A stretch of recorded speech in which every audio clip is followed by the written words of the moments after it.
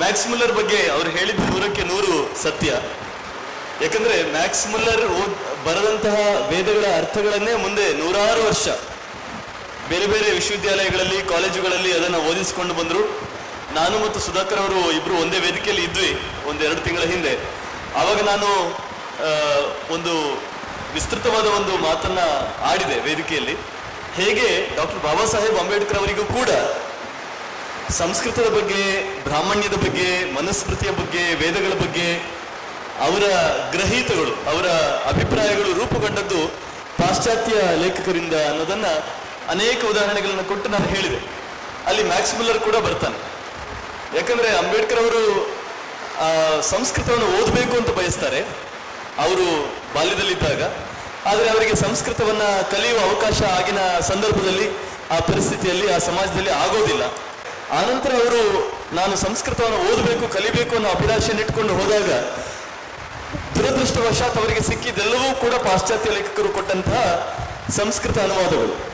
ಅವರು ಕೊಲಂಬಿಯಾ ಯೂನಿವರ್ಸಿಟಿಯಲ್ಲಿ ಓದ್ತಾರೆ, ಇಂಗ್ಲೆಂಡಿನಲ್ಲಿ ಸಂಸ್ಕೃತವನ್ನು ಓದ್ತಾರೆ, ಭಾರತಕ್ಕೆ ಬಂದು ಕೂಡ ಸಂಸ್ಕೃತವನ್ನು ಕಲಿತಾರೆ. ಆದರೆ ಎಲ್ಲಾ ಕಡೆಗಳಲ್ಲೂ ಕೂಡ ಪಾಶ್ಚಾತ್ಯ ಲೇಖಕರು. ಇಲ್ಲಿ ನಾನು ಸಹನಾ ಅವರ ಮಾತುಗಳನ್ನ 100ಕ್ಕೆ 100 ಒಪ್ತೇನೆ. ಕೇವಲ ಶುದ್ಧವಾದ ಕಣ್ಣಿನಿಂದ ಪ್ರಾಮಾಣಿಕತೆಯಿಂದ ಬರೆದಂತಹ ಅನುವಾದಗಳಾಗಿದ್ರೆ ಸಮಸ್ಯೆ ಇರಲಿಲ್ಲ.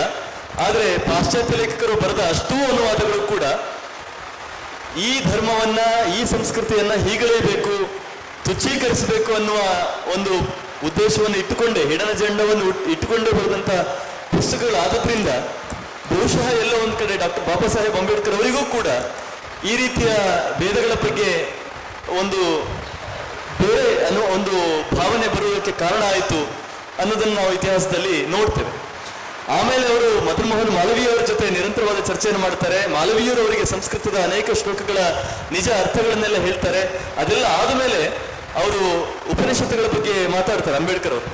ಆವಾಗ ಅವರು ಉಪನಿಷತ್ತುಗಳು ಜಗತ್ತಿನ ಅತ್ಯಂತ ಸಾರ್ವಕಾಲಿಕ ಸತ್ಯಗಳು ಅಂತ ಹೇಳ್ತಾರೆ.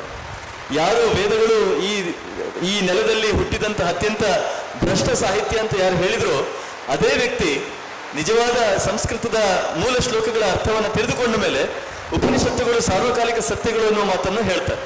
ಹಾಗಾಗಿ ನಮ್ಮ ದೇಶದ ಅನೇಕ ವ್ಯಕ್ತಿಗಳನ್ನ, ಸಮಾಜವನ್ನ ಈ ರೀತಿಯ ತಪ್ಪು ಅನುವಾದಗಳು ದಾರಿ ತಪ್ಪಿಸಿದ್ದಾವೆ ಅನ್ನೋದು 100ಕ್ಕೆ 100 ಸತ್ಯವಾದ ಮಾತು.